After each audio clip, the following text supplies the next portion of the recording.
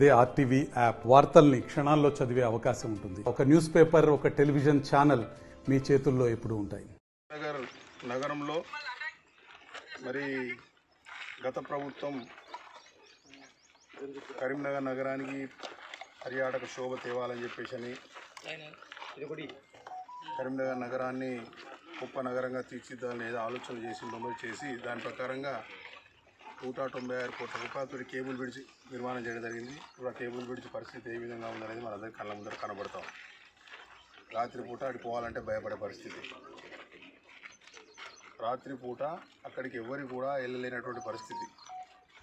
చీకటి, సరి అయిన రోడ్డు లేకుండా, సరి అయిన స్ట్రీట్ లైట్స్ లేకుండా, ఏం లేకుండా ప్రజలు వెళ్ళడం లేదు. ఆ కేబుల్ బ్రిడ్జ్ అధోగతి పాలైపోయింది. మరి ఇప్పుడు కొత్తగా మరి మానే రివర్ ఫ్రంట్ నిర్మాణం చేయాలని చెప్పేసి దాదాపు 2 జీవోల ద్వారా, జీవో నంబర్ 215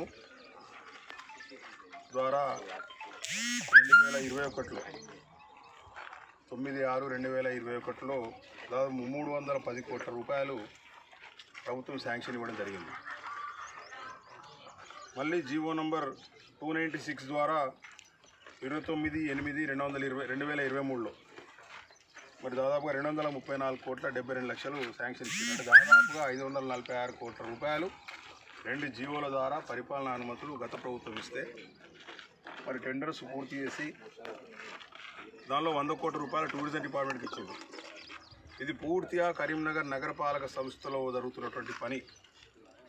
పూర్తిగా అటువైపు అలుగునూరు నగరపాలక సంస్థనే, అటువైపు సదాశివపల్లి నగరపాలక సంస్థనే, మరి నగరపాలక సంస్థలో జరుగుతున్న పనిని మరి 100 కోట్లు టూరిజం డిపార్ట్మెంట్కు, 446 కోట్ల రూపాయలు ఇరిగేషన్ డిపార్ట్మెంట్కు ఇచ్చి టెండర్లు పిలిచి పనులు ప్రారంభించింది. సంతోషం. మరి ప్రారంభిస్తే ఇప్పటి వరకు 16 దఫాలుగా 16 బిల్స్ రూపంలో 210 కోట్ల రూపాయలు, 220 కోట్ల రూపాయలు తీసుకున్నారు. ఇప్పటికి కాంట్రాక్ట్ 220 కోట్ల రూపాయలు తీసుకొని ఈరోజు అటు ఒక ప్రొటెక్షన్ వాళ్ళు, ఇటు ఒక ప్రొటెక్షన్ వాళ్ళు కట్టి మరి దీనిలో బండలన్నీ తొలగించినామన్నారు. మరి నిజంగానే బండలు బాగా తొలగించారని చూస్తే 30 కోట్ల రూపాయలు, 35 కోట్ల రూపాయలు బండలకే బిల్ చేశారు తొలగించిన దానికి. దానిలో ఎస్టిమేట్లో ఉన్నదాన్ని వయలేషన్ చేసుకుంటూ తొలగించిన బండలను కిలోమీటర్ అవతల తీసుకుపోయి స్టాక్ చేయాలని ఎస్టిమేట్లో ఉంది. ఎస్టిమేట్లో ఉన్నది ఏది కూడా పాటించలేదు. అదే బండల్ని ఇటు రీబిట్మెంట్కు వాడుకున్నారు. అదే బండలను దానికి క్రషర్లు వేసుకొని, కంకర వేసుకొని గోడలు నిర్మించుకున్నారు. డస్ట్గా మార్చుకొని మరి సిమెంట్ మిక్సింగ్లో వాడుకున్నారు. అంతేకాకుండా ఇది మట్టి, ఇక్కడ ఏదైతే నిల్చున్నామో మట్టి, మనం ఈ మట్టి అంతా కూడా డ్యామ్ నుంచి తీసుకొచ్చింది. అది పూర్తిగా నిబంధన విరుద్ధం. డ్యామ్లో ఎవరు కూడా మట్టి తవ్వద్దు అని చెప్పేసి నిబంధన ఉన్నా కూడా మరి కాంట్రాక్టర్ ఏ విధంగా తవ్విండు, దాదాపు దానికి 55 కోట్ల రూపాయలు మట్టికి బిల్ రికార్డ్ చేశారు. 55 కోట్ల రూపాయలు మట్టి పోసిందని చెప్పేసి మరి మట్టి రూపాయలు బిల్ తీసుకున్నారు. అదేవిధంగా ఇంకా సిమెంట్ పని చేసినామని, ఇంకో పని చేసినామని, ఇవన్నీ చేసినామని దాదాపుగా అన్ని కలిపి 220 కోట్ల రూపాయలు ఇప్పటివరకు 16 విడతలుగా బిల్లు చెల్లించారు. ఇది అధికారికంగా మరి అధికారులు ఇచ్చిన రిపోర్ట్. ఇది అధికారికంగా నేను అధికారులను అడిగితే అధికారులు ఇచ్చిన రిపోర్టు మాత్రమే నేను చెప్తా ఉన్నా. దీని నా సొంత కవిత్వం అంటూ ఏమి లేదు. సరే, నేను 220 కోట్ల పని జరిగింది కదా, ఏం జరిగింది చూద్దామని ఈరోజు మీ అందరూ ఇక్కడ రావడం జరిగింది. మరి నాతో పాటు మా బీజేపీ పార్టీ మాజీ కార్పొరేటర్స్ అందరూ కూడా వచ్చిండ్రు, బీజేపీ పార్టీ నాయకులు వచ్చిండ్రు. అందరం కూడా వచ్చి చూద్దాం, ఇది మరి ప్రజలకు ఇంత పెద్ద గొప్ప కార్యక్రమం జరుగుతుంది కదా, మరి మరో కేబుల్ బ్రిడ్జ్ లెక్క కావద్దు అని వస్తే చూస్తే మీ కళ్ళ ముందర కనబడుతూ ఉంది ఎంత నాణ్యతా లోపంతో పనులు జరుగుతూ ఉన్నాయి. ఎక్కడ కూడా అధికారుల పర్యవేక్షణ లేకుండా, ఎక్కడ కూడా ఏం లేకుండా ఒక నాణ్యత లోపంతో పనులు జరుగుతున్నాయి. చాలా బాధాకరం అనిపిస్తూ ఉంది. ఎందుకంటే 546 కోట్ల రూపాయలు అనేది ప్రజల డబ్బు. ప్రజలు పన్నుల రూపేణా ప్రభుత్వానికి చెల్లించిన డబ్బు నుంచి ఈ నిధులు విడుదలవుతూ ఉన్నాయి. ఏ కాంట్రాక్టర్స్ బిల్స్ రాపోయినా ఈ కాంట్రాక్టర్ బిల్స్ మాత్రం ఆగుతలేవు. అంటే పని బాగా చేస్తున్నా మరి ఏం చేస్తుండో తెలియదు. మరి అధికారులు ఎవరు రికార్డ్ చేస్తున్నారు? అధికారులు రికార్డ్ చేస్తున్నారా, మరి కాంట్రాక్టర్ రికార్డ్ చేసుకుంటున్నా, మరి అది కూడా తెలియని విషయం. ఇంత దారుణమైన పరిస్థితి.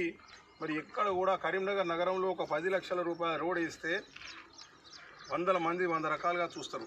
ఆడ పొక్క పడ్డదని, ఆడ గుంత సరిగా కంకరేయలేదని, సరిగా ఇసుకేయలేదని, అటువంటిది 546 కోట్ల రూపాయలతో జరుగుతున్న పనులు, ఇప్పటికీ 220 కోట్ల రూపాయల బిల్స్ తీసుకున్న పనిని మరి ఎవరు పరిశీలించిండ్రు? ఏ విధంగా ఈ బిల్స్ పేమెంట్ అనేది విచారణ జరపాలి. దీని మీద తప్పకుండా కూడా పెద్ద ఎత్తున విచారణ జరిపి ఎవరైతే తప్పు చేస్తే అధికారులు శిక్షించాలని చెప్పేసి గౌరవ ముఖ్యమంత్రి యనమల రేవంత్ రెడ్డి గారికి, అదేవిధంగా ఇరిగేషన్ మినిస్టర్ ఉత్తమ్ కుమార్ రెడ్డి గారికి, అదేవిధంగా కేంద్ర సహాయ హోంశాఖ మంత్రి గారు బండి సంజయ్ గారికి కూడా నేను ఫిర్యాదు చేయడం, అందరి పక్షాన ఫిర్యాదు చేయడం జరుగుతూ ఉన్నది. ఇంతేకాకుండా ఇప్పుడు చూస్తూ ఉంటే కరీంనగర్ నగరం నుంచి వచ్చే 3 ప్రధాన డ్రైన్స్, కరీంనగర్ నగరంలో ఉన్న డ్రైన్ మొత్తం ఈ 3.7 కిలోమీటర్లు ఏదైతే మానేర్ రివర్ ఫ్రంట్ అని అనుకున్నారో 3.7 కిలోమీటర్ల లోపలే కలుస్తాయి. ఇప్పటి వరకు డ్రైన్ నిర్మాణం పూర్తి చేయలేని 2022లో మీటింగ్ పెట్టినప్పుడు కూడా ఆ రోజు కూడా కలెక్టర్ ఆఫీసులో మీటింగ్ సందర్భంగా గుర్తు చేసిన, మరి మీరు డ్రైన్లు నిర్మించకుండా ఏ విధంగా మానేర్ ఫ్రంట్ నిర్మిస్తారు, మురికి నీళ్ళు ఆపి ప్రజలకు చూపిస్తారా అని అంటే అప్పుడు డ్రైన్ నిర్మాణం గురించి ప్రతిపాదన తీసుకొని 74 కోట్లతో డ్రైన్కు టెండర్స్ పూర్తి చేసింది. 74 కోట్లతో డ్రైన్ టెండర్స్ పూర్తి చేస్తే ఇప్పటివరకు డ్రైన్ ఒక ఇంచు కూడా ఒక సెంటీమీటర్ కూడా డ్రైన్ దవ్వలే ఇప్పటివరకు. ఆ డ్రైన్ ఎస్టిమేట్ కూడా ఎంత దారుణంగా చేసిరంటే డైరెక్ట్గా తీసుకుపోయి మానేరు కలుపుతా ఉన్న డ్రైన్లు. అది ఎన్జీటీ నేషనల్ గ్రీన్ ట్రిబ్యునల్ నిబంధనలకు వ్యతిరేకం. అది ఏ డ్రైన్ కూడా మానేరు నదులలో సజీవ నదులలో కలపడం నిబంధనల విరుద్ధం. 74 కోట్లతో డ్రైన్ ప్రపోజ్ చేసిరు కానీ వాళ్ళు ఎస్టీపీ పెట్టలేదు. ఎస్టీపీ లేకుండా ఏ విధంగా డ్రైన్ నిర్మాణం చేస్తారు, ఏ విధంగా టెండర్స్ చేసినారు, ఆ అధికారుల మీద తక్షణమే చర్య తీసుకోవాలి. అధికారుల మీద కింద ఉన్నటువంటి మానేరు నది పోయి చక్కగా గోదావరిలో కలుస్తుంది. గోదావరి అనేది ఒక సజీవ నది. అటువంటి నదిలో ఇట్లాంటి డ్రైన్లు తీసుకుపోయి నిర్మితమై న్యాచురల్గా ఎక్కడో కలుస్తున్న వేరియేషన్ డైరెక్ట్గా డ్రైన్ కట్టి కూడా ఆ కట్టిన డ్రైన్కు కూడా ఒక ఎస్టీపీ పెట్టకుండా, ఎస్టీపీ నిర్మాణం ప్రపోజ్ చేయకుండా తీసుకుపోయి డ్యామ్ అవతల కలుపుతూ ఉన్నారు. ఇది ఎంతవరకు దారుణం? ఇది అంటే అధికారులు ఎస్టిమేట్ చేసినారా, కాంట్రాక్టర్ ఎస్టిమేట్ చేసుకున్నారా? దీన్ని మరి ఈ ఎస్టిమేట్ చూస్తూ ఉంటే అర్థమవుతూ ఉన్నది. అంతేకాకుండా కింద ఒక చెక్ డ్యామ్ ఉండే, పుట్టకపోతే ఆ చెక్ డ్యామ్ కాంట్రాక్టర్ మీద ఇంతవరకు ఎలాంటి చర్య లేదు. అంతేకాకుండా మళ్ళీ ఇప్పుడు ఆ చెక్ డ్యామ్ దగ్గర చెక్ డ్యామ్ క్యామ్ బ్యారేజ్ 59 కోట్ల రూపాయలతోటి మరి టెండర్ పిలిచారు దీనిలో. అంటే నేను ఏమంటున్నా, గతంలో ఎల్ఎండి డ్యామ్ యొక్క ఫుల్ డిశ్చార్జ్ కెపాసిటీ 5 లక్షల క్యూసెక్లు. ఎప్పుడైనా వరదలు భీకరంగా వస్తే, వర్షాలు భీకరంగా పడితే 5 లక్షల క్యూసెక్ల వాటర్ వస్తుంది. గతంలో 96లో 1996లో 3,50,000 క్యూసెక్లు వచ్చిన చరిత్ర ఉంది ఎల్ఎండికి. ఇప్పుడు మీరు కట్టినటువంటి ప్రొటెక్షన్ వాల్స్ 80,000 క్యూసెక్లు దాటితే దానిపైకి వాటర్ వస్తాయి. 1,50,000 దాటితే ఇప్పుడు మనం నిల్చున్న కాడికి వస్తాయి వాటర్. 1,50,000 2 లక్షలు దాటితే మనం నిల్చున్న కాడికి వస్తే ఈ కట్ట కొట్టుకపోతుంది, ఈ రిబిట్మెంట్ కొట్టుకపోతుంది, ఆ వాల్స్ కొట్టుకపోతాయి, ఆ బ్యారేజ్ కొట్టుకపోతుంది. మరి ఇవన్నీ ఎందుకు దృష్టిలో పెట్టుకోలేదు? ఇవన్నీ ఏం పరిశీలించకుండా అధికారులు ఏ విధంగా అంచనాలు తయారు చేసిండ్రు? గతంలో మానేరు ప్రారంభించినప్పుడు ఇక్కడ మంచి మంచి హోటల్స్ వస్తాయి, మంచి మంచి గార్డెన్స్ వస్తాయి, ఫంక్షన్ హాల్స్ వస్తాయి, కన్వెన్షన్ హాల్స్ వస్తాయి అని రకరకాలుగా చెప్పిండ్రు. నగర ప్రజలు నిజమే నమ్ముకున్నారు. కానీ చూస్తూ ఉంటే వాస్తవాలు చూస్తే ఈ విధంగా ఉన్నాయి.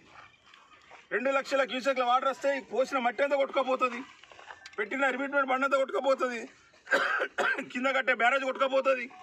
మరి ఇవన్నీ ఎందుకు పరిశీలించలేదు? ఎందుకోసం? ఈ డబ్బు ఎవరిది? ప్రజల డబ్బు కాదా? ప్రభుత్వం డబ్బు అంటే ప్రజల డబ్బు కాదా?